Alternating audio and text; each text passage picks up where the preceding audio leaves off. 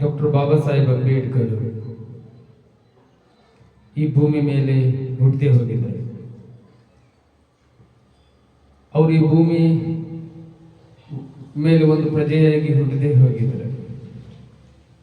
ಅವರು ಇಂಥ ಕಷ್ಟಗಳನ್ನ ಅನುಭವಿಸದೆ ಹೋಗಿದ್ರೆ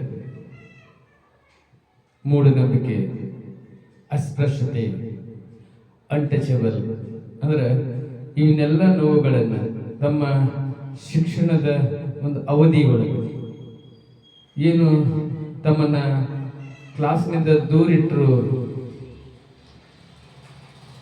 ಆ ಒಂದು ಕುಡಿಯುವ ನೀರದ ಮಗಿಯನ್ನ ತಮ್ಮ ಜನಾಂಗಕ್ಕೆ ಒಂದು ಬೇರೆ ಮಗಿಯನ್ನಿಟ್ಟು ಆ ನೀರನ್ನು ಕೈ ಎತ್ತಿ ಕುಡಿಯಲಾರದ ಪರಿಸ್ಥಿತಿಯೊಳಗಿದ್ದಾಗ ಆ ನೀರನ್ನು ಎತ್ತಿ ಹಾಕಿದ್ರೆ ಕುಡಿಬೇಕು. ಇಂಥ ಒಂದು ನೋವುಗಳನ್ನು ಅನುಭವಿಸದೆ ಹೋಗಿದ್ರೆ ಡಾಕ್ಟರ್ ಬಾಬಾ ಸಾಹೇಬ್ ಅಂಬೇಡ್ಕರ್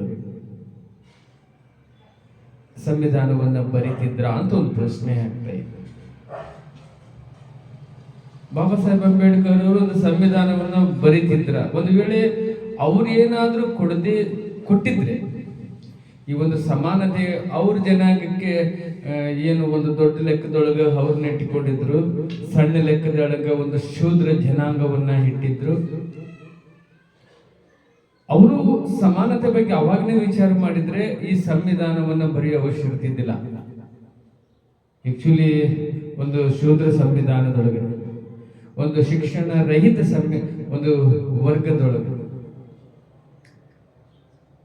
ಈ ನಮ್ಮ ಬಾಬಾ ಸಾಹೇಬ್ ಅಂಬೇಡ್ಕರ್ ಹುಡ್ತಿದ್ರೋ ಇಲ್ಲೋ ಗೊತ್ತಿಲ್ಲ. ಅವ್ರನ್ನ ನಾನು ನೆನೆಸ್ತೀನಿ.